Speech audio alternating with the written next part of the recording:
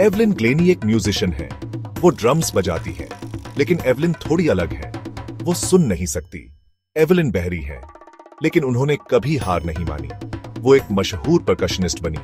Evelyn हमें सिखाती है कि कुछ भी पॉसिबल है, बस कोशिश करने की देर है और सब मुमकिन है। बचपन से ही एवलिन को म्यूजिक से बहुत प्यार था। वो घंटों अपने पसंदीदा गानों को सुनती रहती थी और हर धुन में खो जाती थी। वो पियानो और क्लैरिनेट बजाती थी। उनके लिए म्यूजिक सिर्फ एक शौक नहीं, बल्कि एक जुनून था। लेकिन 12 साल की उम्र में उनकी दुनिया ही बदल गई। अचानक उन्हें सुनाई देना कम होने लगा। उनका सुनना कम होने लगा। डॉक्टरों ने बताया कि उनकी सुनने की क्षमता धीरे धीरे खत्म हो रही है। एवलिन के लिए यह बहुत डरावना था। म्यूजिक उनकी जिंदगी थी। वो सोच भी नहीं सकती थी कि बिना म्यूजिक के कैसे जिया जा सकता है। लेकिन उन्होंने हार मानने से इनकार कर दिया। उन्होंने ठान लिया कि वो किसी भी हालत में म्यूजिक को अपनी जिंदगी से जाने नहीं देंगी। उन्होंने म्यूजिक को एक्सपीरियंस करने का एक नया तरीका खोजने का फैसला किया। वाइब्रेशंस और टच के माध्यम से उन्होंने म्यूजिक को एक नए रूप में महसूस करना शुरू किया। एवलिन की मुलाकात रॉन फोर्ब्स नाम के एक टीचर से हुई। रॉन फोर्ब्स एक ऐसे शिक्षक थे जो अपने छात्रों को प्रेरित करने के लिए जाने जाते थे। उन्होंने एवलिन की प्रतिभा को पहचाना और उसे एक अनोखे तरीके से संगीत सिखाने का निर्णय लिया। उन्होंने एवलिन की जिंदगी बदल दी। रॉन फोर्ब्स ने एवलिन को सिखाया कि संगीत केवल सुनने की चीज नहीं है, बल्कि इसे महसूस भी किया जा सकता है।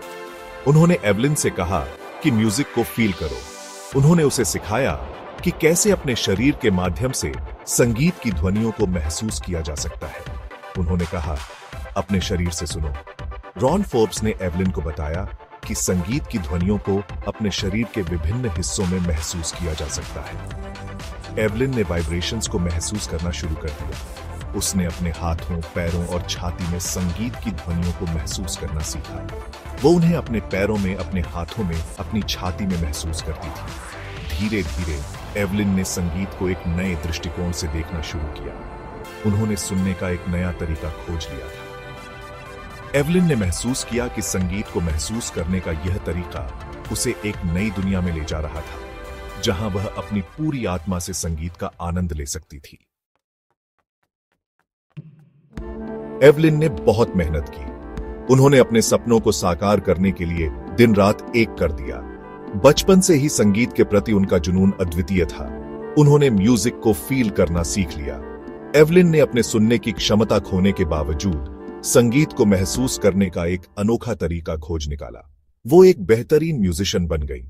उनकी मेहनत और लगन ने उन्हें एक महान परकशनिस्ट बना दिया। उन्होंने पूरी दुनिया में लोगों के लिए परफॉर्म किया। उनके संगीत ने लाखों लोगों के दिलों को छू लिया। एवलिन की कहानी बहुत इंस्पायरिंग है।